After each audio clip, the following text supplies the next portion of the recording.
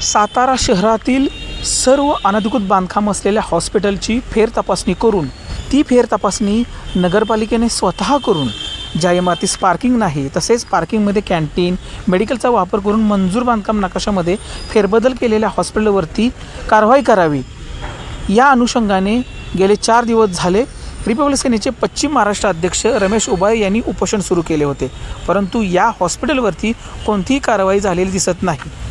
या मागणीसह एकूण 12 मागण्या जोपर्यंत मान्य होत नाहीत तोपर्यंत हे आमरण उपोषण असेच चालू राहणार असल्याचे रिपब्लिक सेनेचे पश्चिम महाराष्ट्र अध्यक्ष रमेश उबाळे यांनी प्रसारमाध्यमांना सांगितले।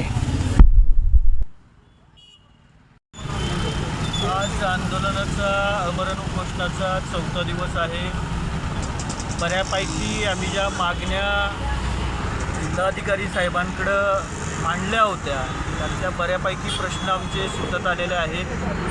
प्रामुख्याने नगरपालिकेचे जे हॉस्पिटल्स आहेत ज्यात अनधिकृत कॅन्टीन्स आणि मेडिकल काढलेले आहेत, तसेच सातारा नगरपालिकेने जे फ्लेक्स आहेत इमारतीवरचे होल्डिंग्स त्याची सपोज 2000 स्क्वेअर फूटची त्यांनी परमिशन काढली आहे, पण त्या 2000 स्क्वेअर फूटवरती 3000 5000 स्क्वेअर फूटपर्यंत होल्डिंग्स लावलेले आहेत। तसेच जे टॉवर्स उभे आहेत त्या टॉवरचं जे खालचं स्ट्रक्चर आहे, जे कॉलम्स आहेत ते आता गंजलेले आहेत। काही ठिकाणचे कॉलम्सचे कॉन्क्रीट निघालेलं आहे, जेणेकरून मोठ्या प्रमाणात वादळ वगैरे आलं, मोठ्या प्रमाणात पाऊस आला, वारा आला तर मे बी ते स्ट्रक्चरसुद्धा पडून एखाद्या माणसाचा जीव जाऊ शकतो।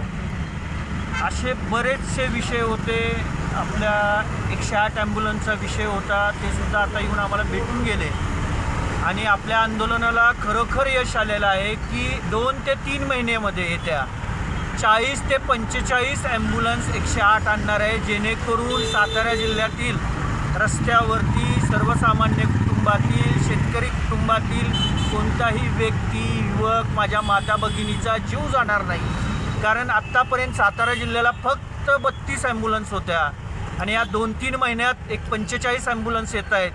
खरंच मी शासनाचं, आरोग्यमंत्र्याचं, मुख्यमंत्री, उपमुख्यमंत्री, प्रामुख्याने उपमुख्यमंत्री जे सातारा जिल्ह्याचे आहेत त्यांचं मी आभार मानतो की ह्या एवढ्या मोठ्या प्रमाणात 108च्या ॲम्ब्युलन्स सातारा जिल्ह्यामध्ये येत आहेत। हे फार मोठं आमच्या आंदोलनाला आलेलं यश आहे।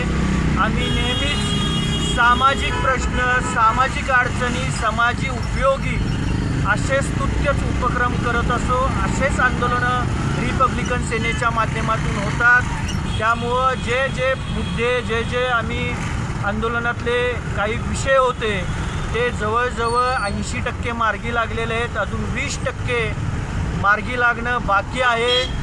आमचे आदरणीय जिल्हाधिकारी साहेब असतील, सातारा जिल्ह्याचे पोलीस अधीक्षक असतील, तर या सगळ्यांना हात जोडून विनंती आहे की गेल्या वेळेस आम्ही अंगावरती डिझेल ओतून घेतलं, योगायोगाने तिथं ती व्यक्ती आमच्या जवळ नव्हती की त्याच्याकडे ते माचीस नव्हतं, पण यावेळेस माचीस, लायटर आणि यावेळेस सामूहिक आत्मदहन आहे। त्यामुळं कोण 2 आणि 4च पदाधिकारी आमचे आंदोलनात असतील असं नाही।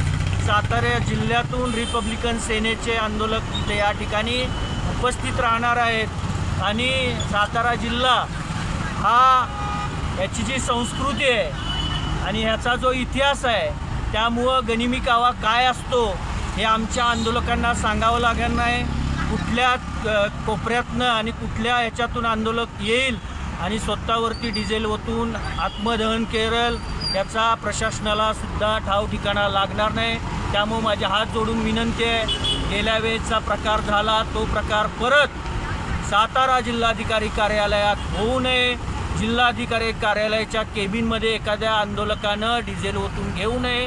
त्यामुळं हात जोडून विनंती आहे पोलीस अधीक्षक, जिल्हाधिकारी साहेबांना की जे उर्वरित प्रश्न आहेत ते सुद्धा आजच्या आज मार्गी लावावेत आणि आजच्या आज प्रश्न सुटावेत, जेणेकरून उद्याचं आंदोलन, उद्याचा जो आपला दिवस आहे तो सगळ्यांचा आनंदित जिलबी खाऊन साजरा केला जाऊ।